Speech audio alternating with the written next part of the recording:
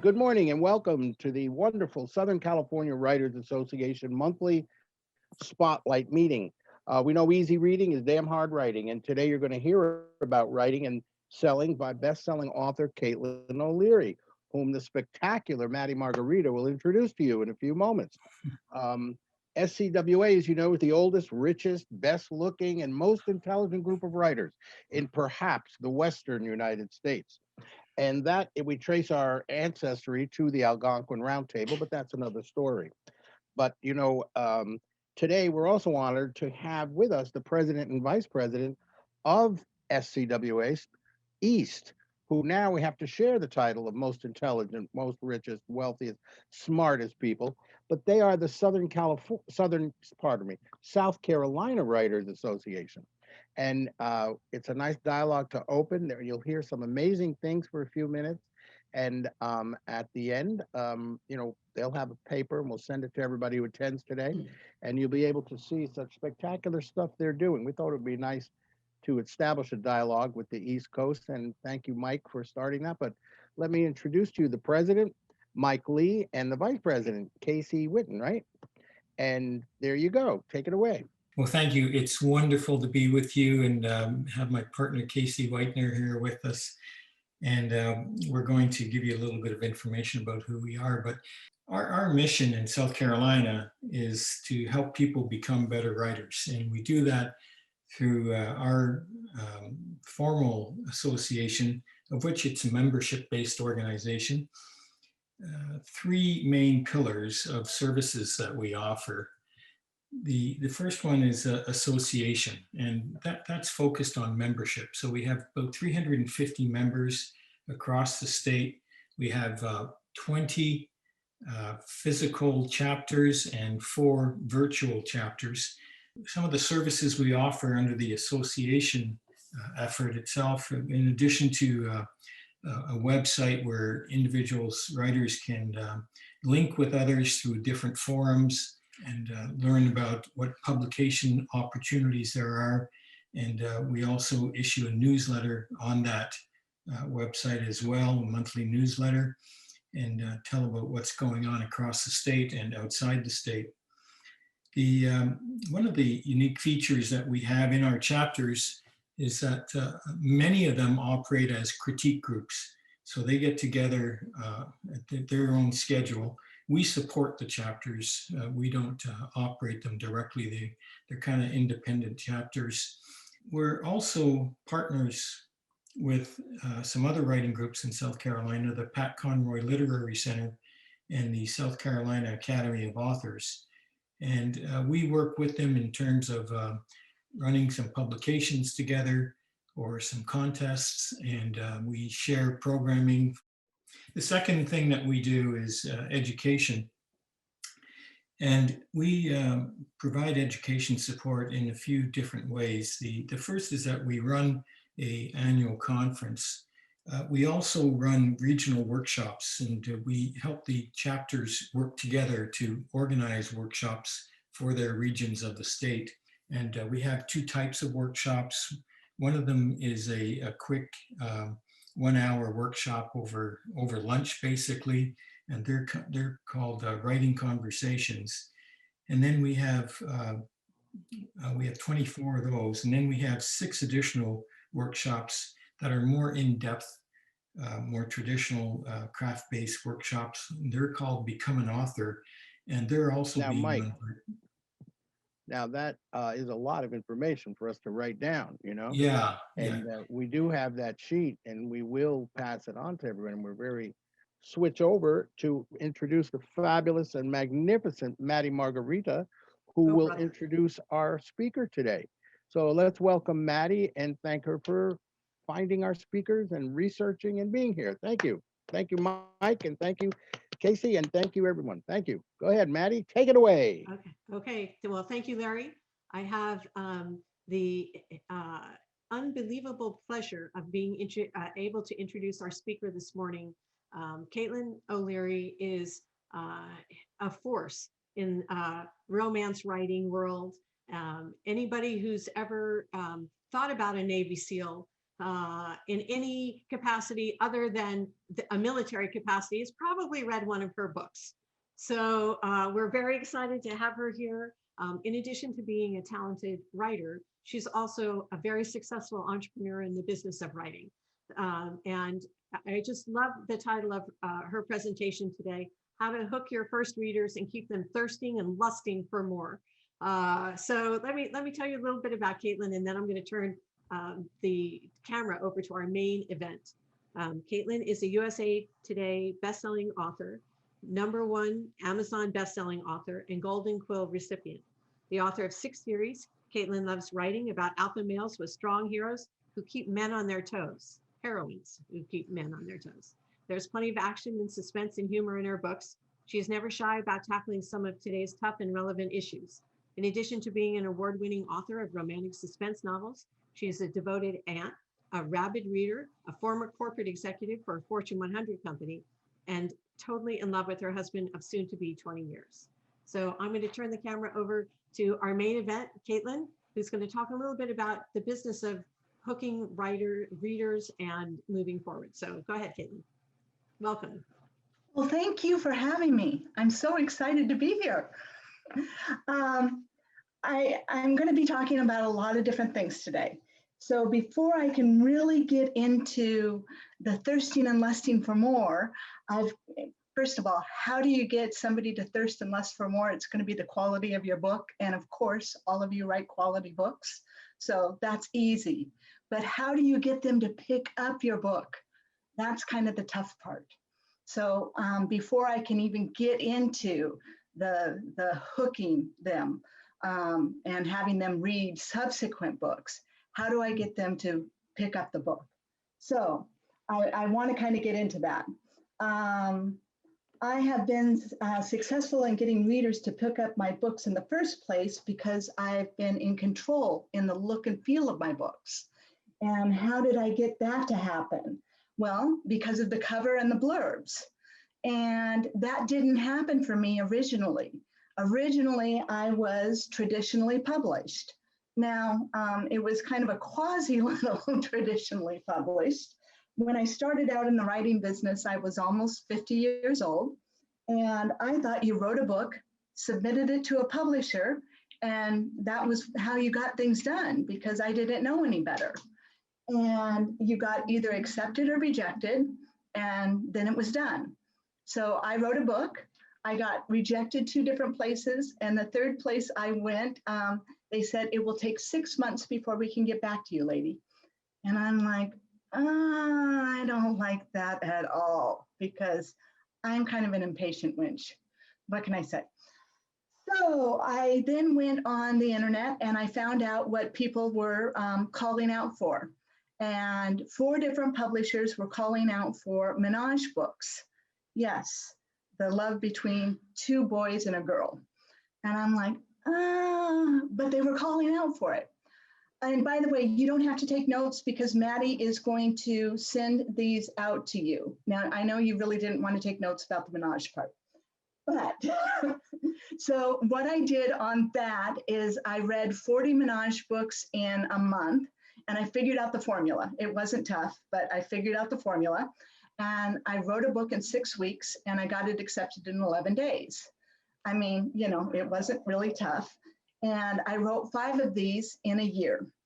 And what I found out is on the little publisher's bestseller list, I was consistently in the top 20. So the quality of the books were good. So that was nice. But I was making $1,600 every quarter. So what? I can't do math. But it wasn't a lot a month. And I was like, this is 5 books and they were 80,000 words a book. So I was not really excited about the money. And what's more, they didn't advertise for me. Here's my thumb. They didn't advertise for me. They did the really kind of icky covers. Okay, now I'm going to show my screen for just a second. So bear with me because this is going to be sad as you see me try to do technical stuff. Okay, so share screen. Okay, share screen. there was my little first thing. Now we're going to go to the second page. Next. Okay, this is the lovely cover they did. Isn't that beauteous? It's still cringeworthy. Okay, now we're going to go back to stop sharing screen. So I didn't get a chance to work on the blurb.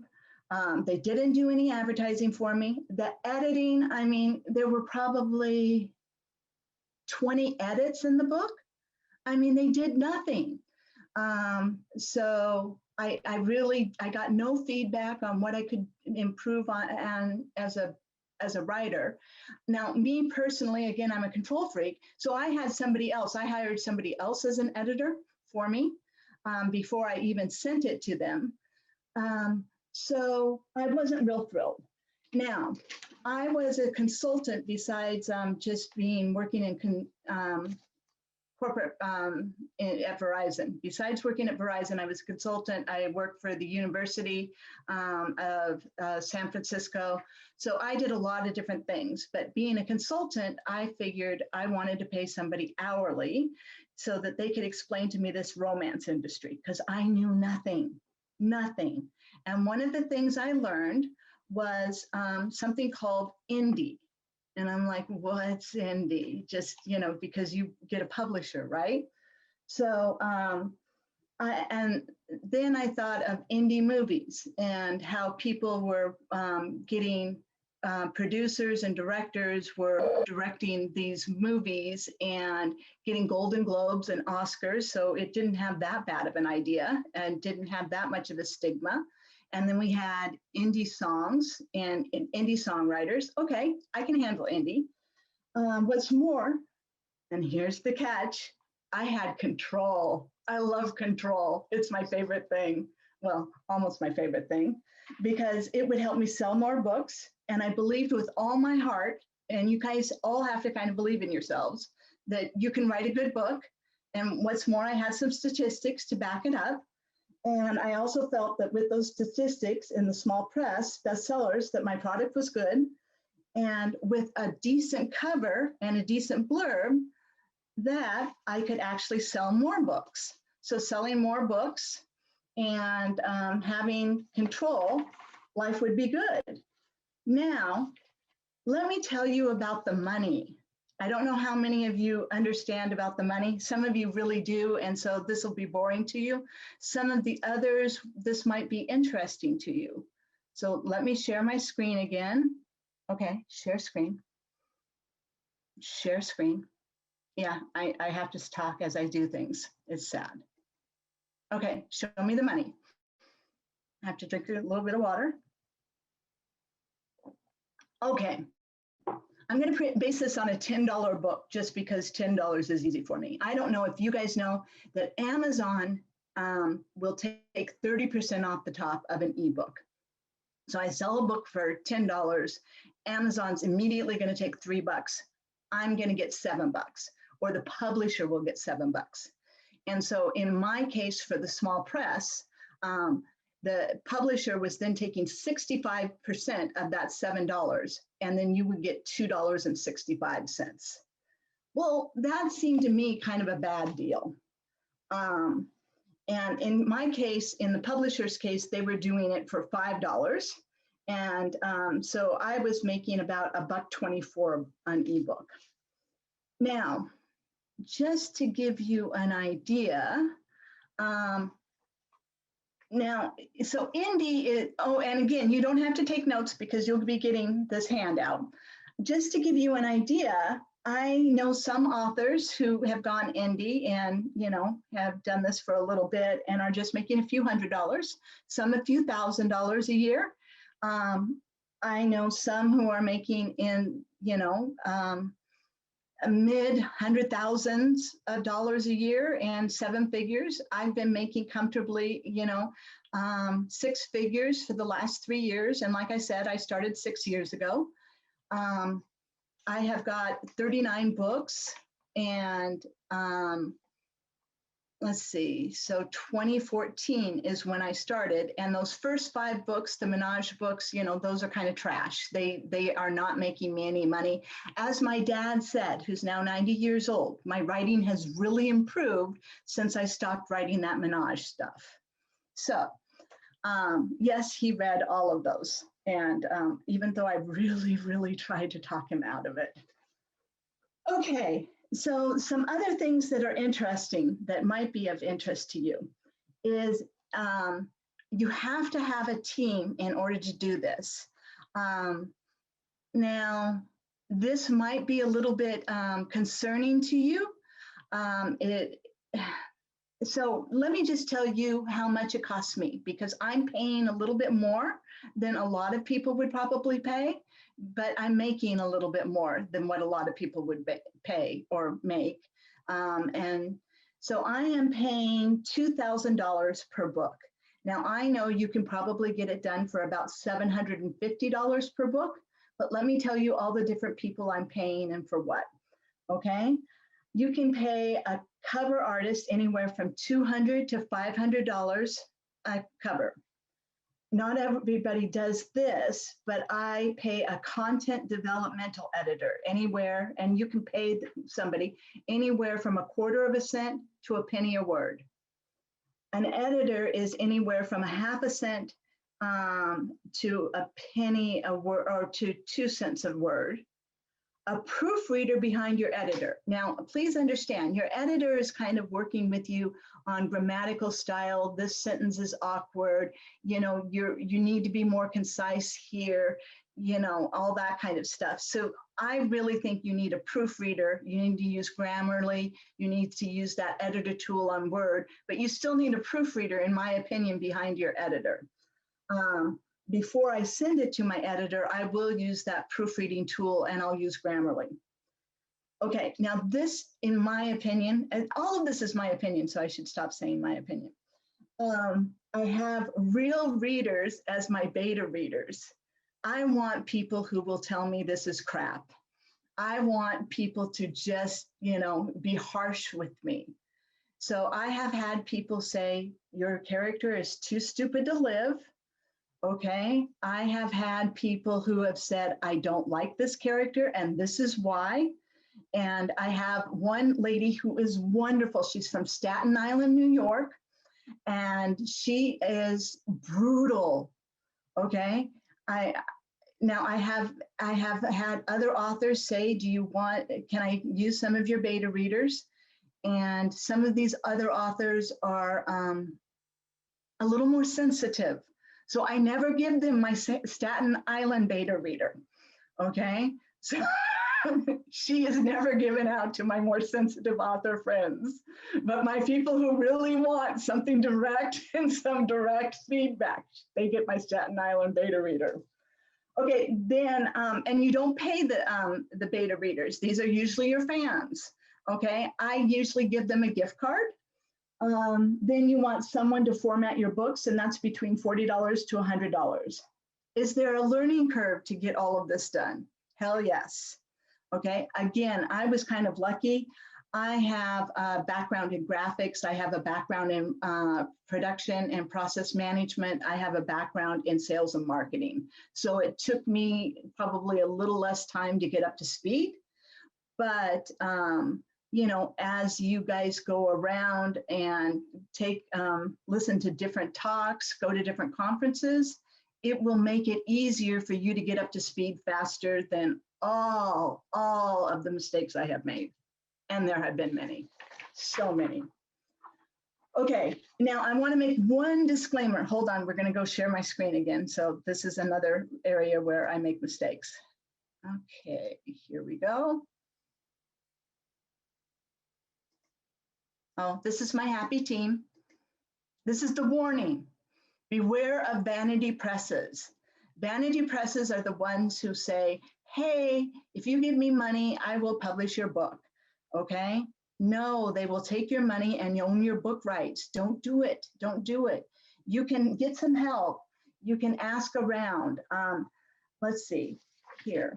in my little presentation, in the thing you're going to get from me, you probably can't see me right now, but in the papers that Maddie is going to give you, I talk about the author support group on Facebook and the author support network on Facebook.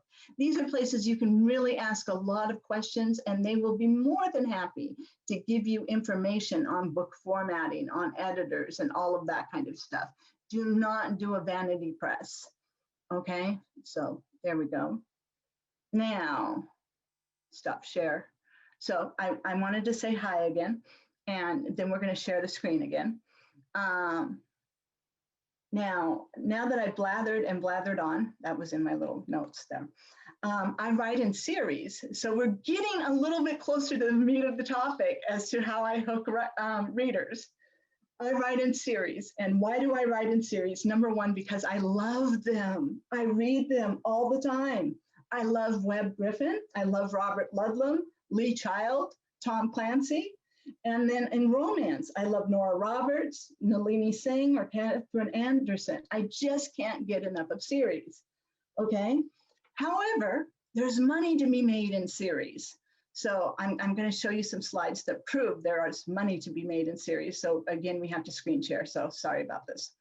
Okay, so I'm sorry that not the screen sharing part, but that I'm sad at screen sharing. Okay, series versus a standalone. And I've got to move this so I can see. Okay, so a standalone title will, standalone title authors, they make $13.65 per average daily Amazon.com Kindle author earnings for authors standalone versus series romance titles, $13.65 versus $24.22. Now, this was pulled back in 2016, okay? And so there's a 56% more than non-series books. This is in romance. So please take that under advisement. It's under romance. And this was back in 2016. So let's see if I can move this again. Okay, because I want to show you the next page. Oh. Okay, the next page here is also something that I learned back in 2016, was you can see how you go to the 7th book. From the 6th to the 7th book, you go from making $3.92 a book to $5.29 a book on your sell-through rate. Okay, so I learned this at the Romance Writers of America conference. I was honest to God writing my series and ending my series on book 6. I was saying bye-bye, you know, only 6 characters in this Navy SEAL team. I immediately went up to my room and wrote in a 7th character. So yeah, it made a difference. Now there's 10 books in that series. Okay, I'm going to stop the share screen, and we're going to get into some more basics. Here's another reason I wanted to write in series. I like the way I could draw readers into the next book. God knows I was always enticed by that as a reader myself, okay? But before I go there, let's get back to the basics again. Oh, shoot, I said shoot. So first you have to have a good branded cover, and you have to decide right from the beginning how your entire series is going to look. You want something that immediately everybody can look at it and say, this is the same series by the same author, by the same look and feel of it. The titles look the same, everything looks the same. So I know I'm going to pick up her or his next book. I mean, you've seen it with the Tom Clancy books. You've seen it with the Robert Ludlum books. So you can see it with a romance writer's book.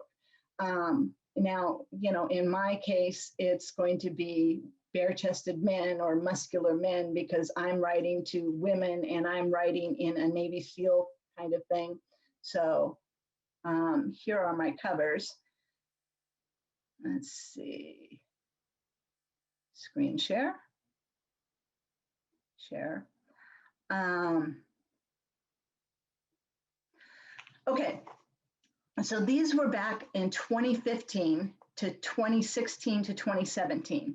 Okay, bare-chested men, the thought process at this point in the genre was that everybody wanted to see their own, they wanted to picture the guy themselves. So that was the reason they had the face chopped off so that the reader could imagine what the guy looked like.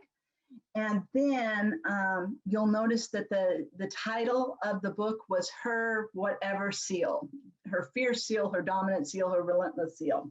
Okay, so what I wanted to do as I went on to the next series, and the reason I cut it off after 10 books in this series, and there really are 10 books in this series instead of 8 books in this series. I just blew it when I made this slide for y'all. The reason I cut it off at 10 is because sometimes it's too much of a commitment for a reader, in their opinion, to go to like a 17-book series and then have to say, oh, I don't want to spend that much money. So if you gave them a 10-book series, they're more likely to buy one and then know that they're going to go to 10. And so I wanted to talk them into buying the next series. And then how did I talk them into buying the next series? Again, I'm dealing with colorful covers. I'm dealing with something that looks pretty similar. And then I even had some of the same naming conventions, which was Her, blank, and then Hero. So it kind of brought in the same thing. Again, I wanted to differentiate a little bit. So we had the t-shirts on, the face cut off, and this was 2017, 2018, 2019. And then we go to 2019 to 2021. The genre had changed. We go for faces. So very exciting. I know you all wanted to know that. Okay, so now how did I hook them with series? So we will go back and you get to see my smiling face. Okay, so this is kind of exciting, okay? At least in my opinion. All you had to do was really, in the series, you just had to do somebody who was, you know, you had the heroine and hero, but you started out with somebody that was the third person in that. I always had a team. I had a team of 10. Okay, so you had somebody else who kind of stood out in that team, just a little bit. You had somebody who was more engaging, who was funny, or had some kind of murky, dark past that you kind of alluded to, or who had more of a dramatic scene. And then everybody's like, well, what about them? I want to hear about them. So that was the next person, and that drew them into the next book. Now, I had developed over a couple of years a fan group. So I had a lot of fans who were coming to me and saying, on this next book, the first book in my series, which was back in 2015, was Her Vigilant Seal. And I really had planned Clint's book, and I had done some things that I thought were right. And I had planned and started writing Clint's book. But in my fan group, everybody's like, tell me about Drake. Tell me about Drake. I really want to know about him. So that made it easy for me. I knew he was going to be the last book in my series because I would get the read through. Everybody was really interested in that character. And I got the read through and I tormented them for the next 9 books. It was, I mean, he was an evil character in the sense that he was really funny and obnoxious, and they wanted to read more about him. And I took him on. Now, how did I get read through from series to series? When I got to book 7 in the first series, I brought somebody in from the second team and made him a loner to the first team so that they got some feel for the second team. And then I started writing and they got to know the second team. And that way, when the second team was brought on, all my readers are like, okay, I'll go scurry over there and read that one. And then the second team would often do some support missions for the first team. So they wanted to read backwards. And then I did that for the third team.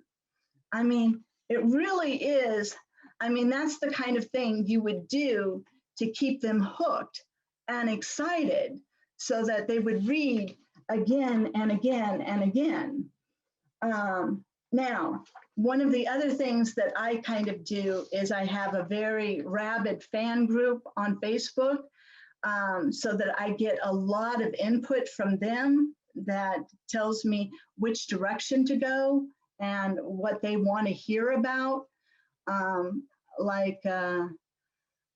I have a character who grew up. He was 14 back in 2015.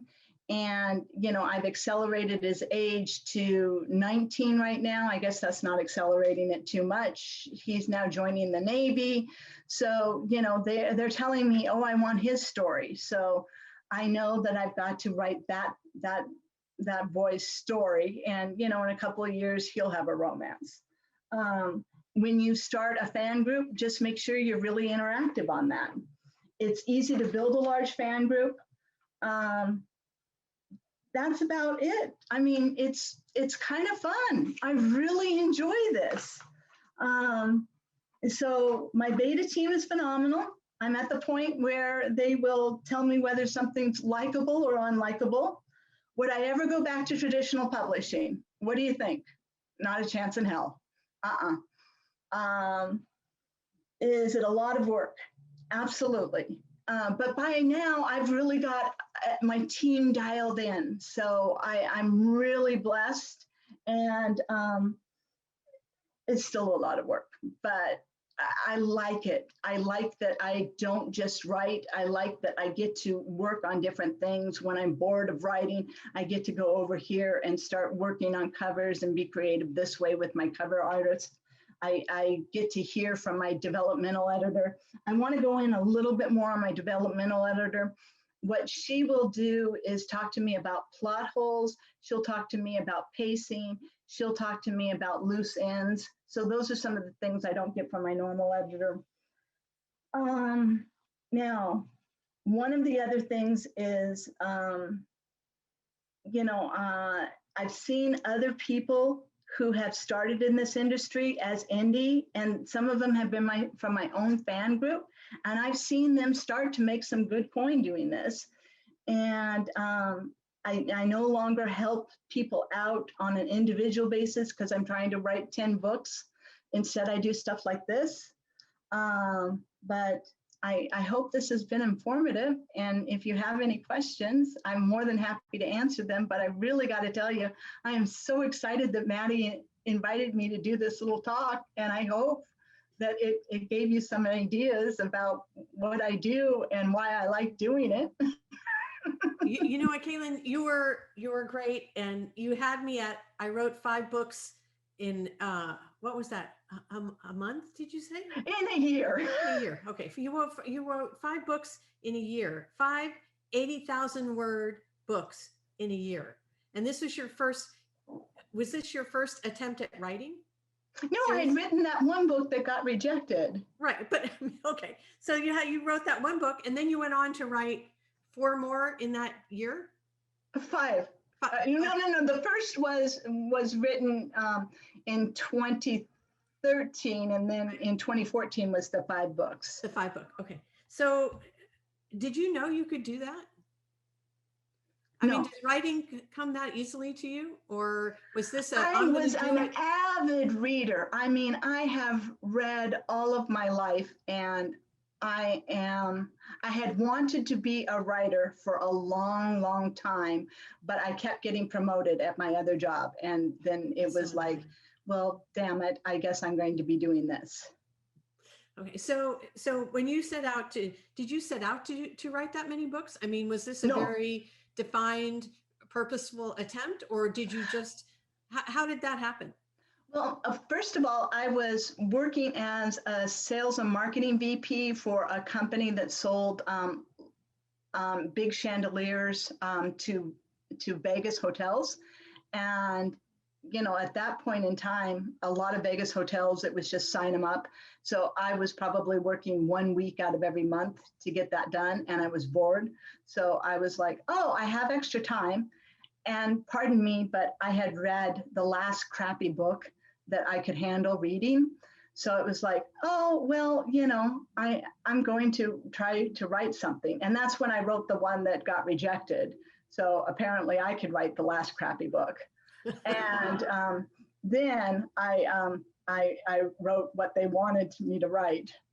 Okay. So when you approached that, did you have an outline? Did you have your stories? Oh, okay. So the first one I wrote, nothing ever has an outline for me, ever. I'm a complete pantster. Oh boy, that's crazy. So so when you start like that, I mean, do you have an idea? Well, I guess it's different now than it was then. I mean, it sounds Well, like let's go for my Navy SEALs, because I've got probably 24 or 25 in that series. So all I do, and I just explained this to my fan group because they asked me recently. So I've got one of the guys, and I always know what one of the guys' personality is like. And then I want a good foil in the female character. So if he's really funny, then I want probably somebody who's a little bit more serious as a good contrast to him. And then I've got to figure out what her occupation is, and then how can I come up with a mission? Because I would say my books are probably 65 to 70% action and 30% romance. Because if I'm not blowing something up, I'm just not a happy camper in my books. And so then we've got to figure out, and then I'll just go to probably Vice News and figure out where some of the hot spots are in the world. And then now sometimes I'll have something go on because like I just wrote a book where it was the mafia and an underground poker game that she ended up getting some into trouble with. So it's not always overseas. But, I just have to find some kind of conflict that's going on. And she rescued herself. He thought he would have to rescue her because I don't like the women who always have to be rescued. I really like, I can take care of myself, for God's sakes. So, and I know there's a question that everybody, I'm looking through the chat and I'll get to those questions, but I know there's a question on everybody's mind that, oh, Diana looks like she just sent it to me. Why Navy SEALs? Oh, okay. I had my first, after I had done the Menage, I'd actually done 3 paranormal books. And the 3 paranormal books were all about an alternate universe, but it had a Navy, a Special Forces Navy team in it. Don't ask me why, but again, I like the action and adventure. I liked the paranormal. But then I realized I had this Special Forces Navy team. And then I was looking around the industry and I saw that all these Navy SEAL teams were and I'm like, oh, I'm almost writing a Navy SEAL team. What the hell? I mean, these are selling. So I've got to tell you, I'm looking around the industry to see what's going on.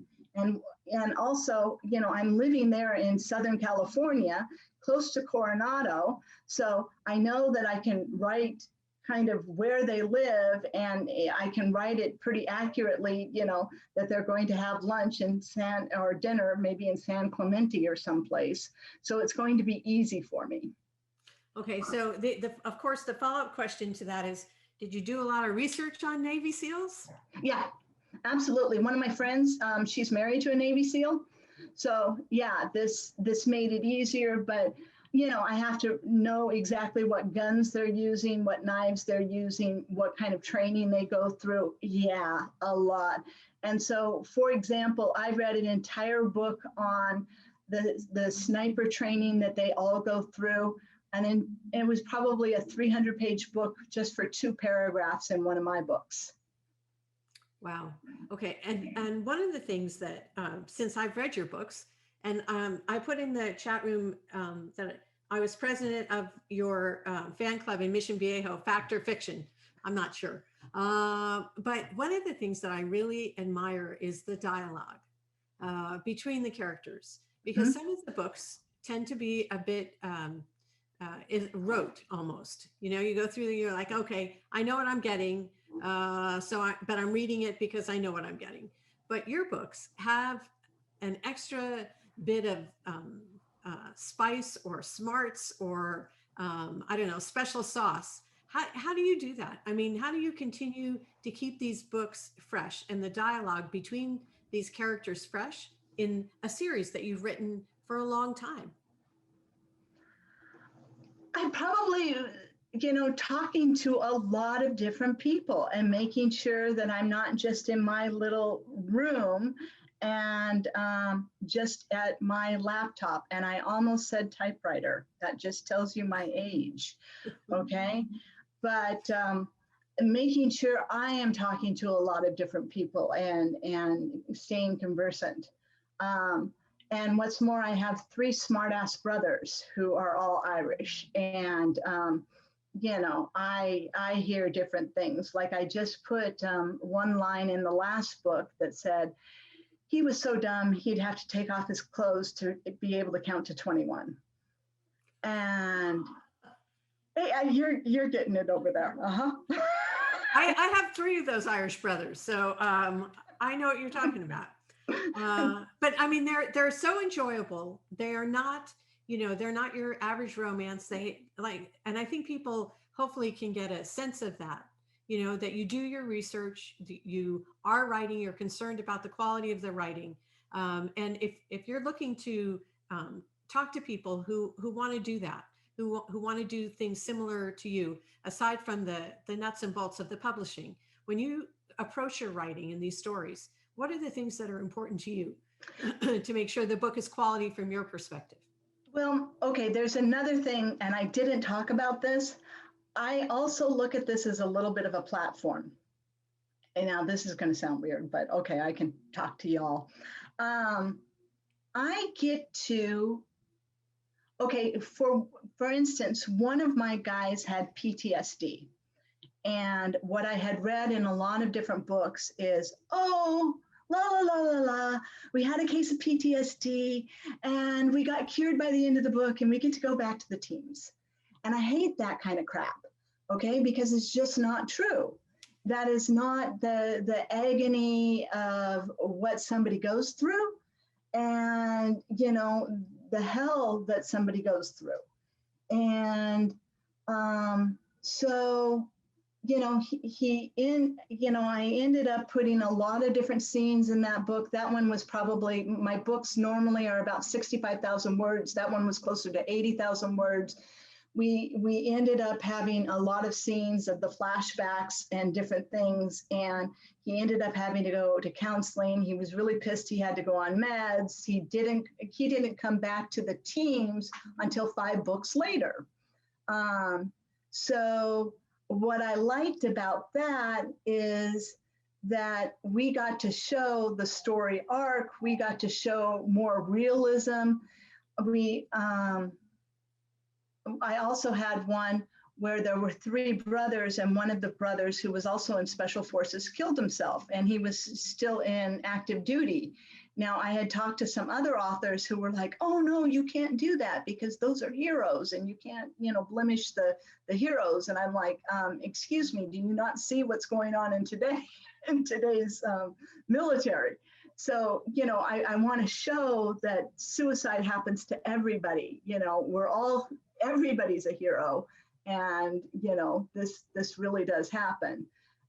So I had to do, like for the suicide, I talked to an Army nurse who dealt with a lot of suicidal veterans and active duty servicemen who were on suicidal watch and eventually, in some cases, did commit suicide. And she then would deal with the family members. So I had her beta read this book, and we went through several iterations of that book, and she gave me a lot of insight on that. So those are the types of things I do. And I try to, I know that's weird. I know that's weird. It's not weird. It actually, I guess, it's great to know that you can have these issues in your books that keep people coming back, even though some people say maybe there may be formulas involved, there may be certain tropes involved, but that's what makes your books different.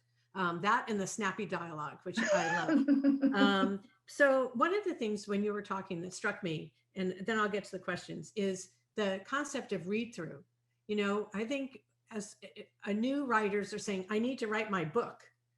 It's like, you don't need to write your book, you need to write your books. Right. So I think that's a mindset that you have to have, which is different. Yeah. Um, And in this day and age, in this environment, you really do. I mean, it's 2%. I just did the math recently. I don't like doing math without a calculator, but I did the math, and I'm actually selling 1.8% paperbacks to every ebook right now. So, you know, people are just eating up ebooks. They're just devouring them. Now, I don't think I mentioned, I'm in, my first series is in KU, but the rest of the books are wide. And I waited to put that first series in KU after it had been wide for 5 years. So for people who don't know, that's Kindle Unlimited, right? Versus wide distribution. Right. So I really want to give the opportunity for Google Play, for Apple, for Barnes and Noble and Kobo. I want all those readers to have an opportunity to read all my books before I put it in Kindle Unlimited. And the Kindle Unlimited people just eat this stuff up for breakfast, lunch, and dinner. But now you wrote different kinds of books. You said that you wrote the Menage. Would you consider those erotica? Yeah. Okay, so you wrote erotica, you wrote paranormal, you wrote action romance. What are you continuing to write that? Do you write different things under different names? I've got to write the paranormal. I want to do that again. And I've got another series that's more where they're out of the military, so they're vets, and they're all types. I mean, we've got Coast Guard, we've got Green Berets, we've got Marines, so we've got a lot of different flavors. And then I've got more, I'm planning on more of a little bit of a contemporary series where it might be the sisters of some of the SEALs. I get a lot of input from my fans as to what they want. Like the Sisters of the SEALs will be more novellas because they just want questions answered. Okay, so Karen had a question. Where do you find beta readers? Oh, usually from my fan groups. Okay, and where do you? How do you manage your fan groups? How do you start those? How do those come to fruition or into being? Okay, what you do on your fan groups is you start what you call a street team on Facebook, okay? And you just open it up to people. You don't, every author has a different opinion on this, but since we're kind of here and it's my opinion day, so what we do is you open it up to anybody and you just let them come on in. And at different times in their lives, some people will be stronger than other people. And you can all join my fan group, not to be fans, but so you can see how it's run. I've got a lot of authors who've done that. So you can see that I've got a lot of the fans interacting. I don't really want to be the big interactor. I want them to say things. So they come in and they feel that they're the ones with the purpose and the ones with the voice. Anyway, so you open this up and just invite them in and say, I've got this book. And then you say, how are you doing today? What's going on in your life? And just have them give you a lot of feedback. Okay, and then, so we have a question. Do Navy SEALs really wax their chests? No. No, okay. All right, that's fiction. All right, that's good to know. All right, let's see. It says, how do you write a long series in romance? Okay, we talked a little bit about that. Same heroes, brothers, do you have a different girl in every book? How does that work? But you have happily ever afters, right? Absolutely. No cliffhangers and a happily ever after for each book. Now, I know a lot of authors, especially in contemporary, as opposed to I'm romantic suspense, will have cliffhangers. Again, I will write what I like to read, which is a full happily ever after, no cliffhangers.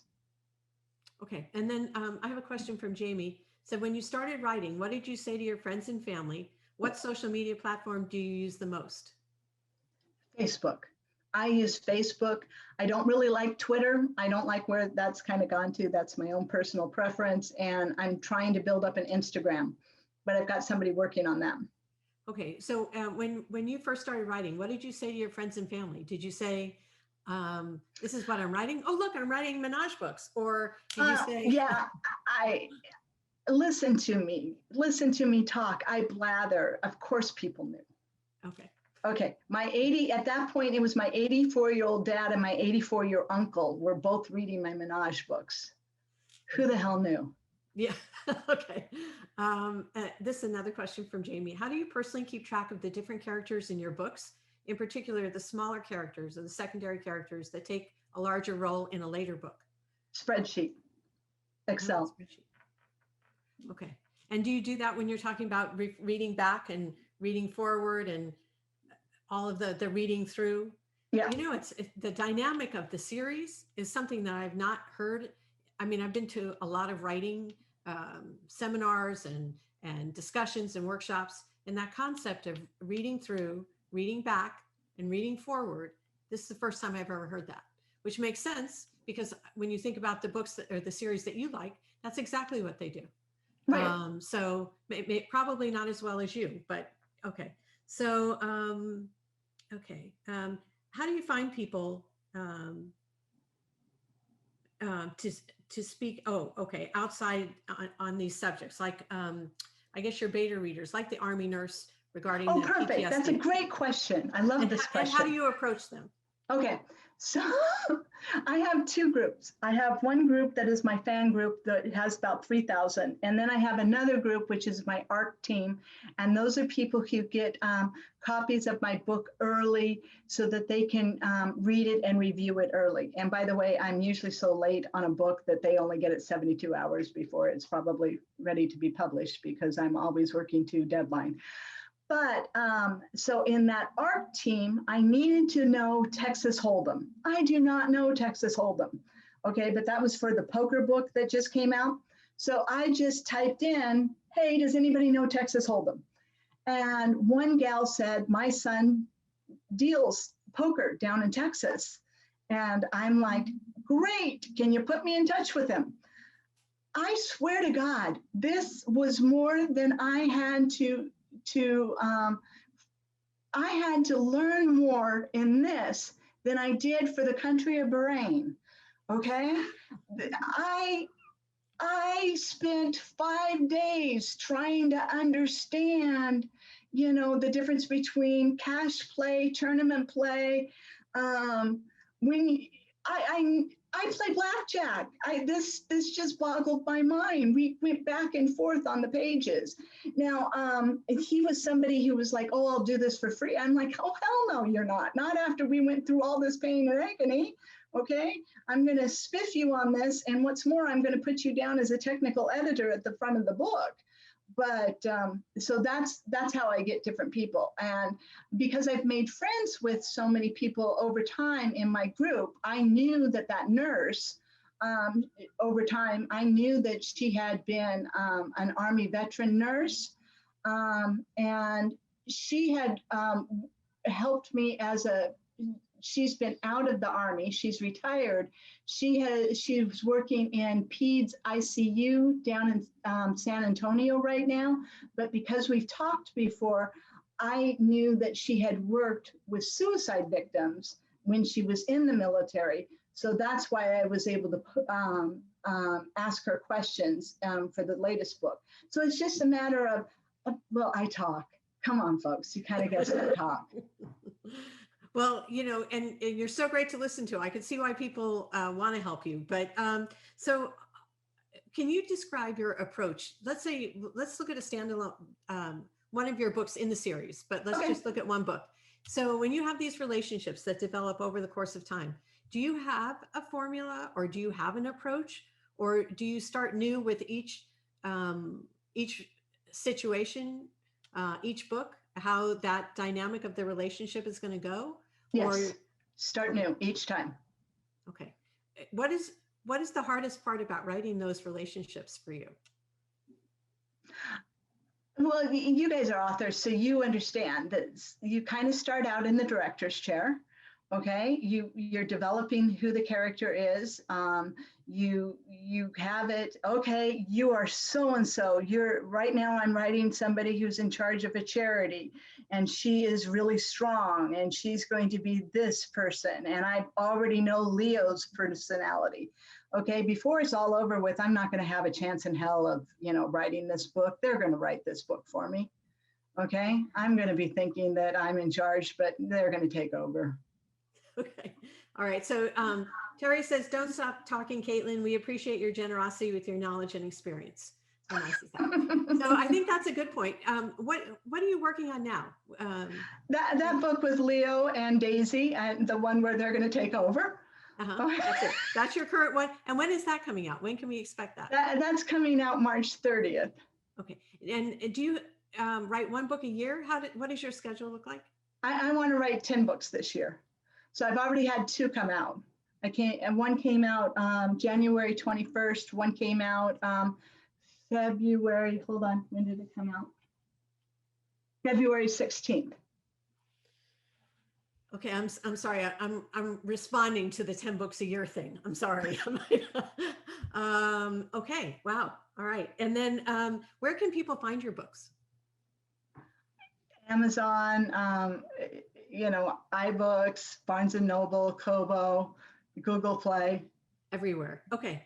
Well, I want to thank you, Caitlin, for sharing everything that you shared with us today about your business and about your writing. We're going to end the recorded part of our meeting and go on to our chat room for our participants. So I want to thank you, and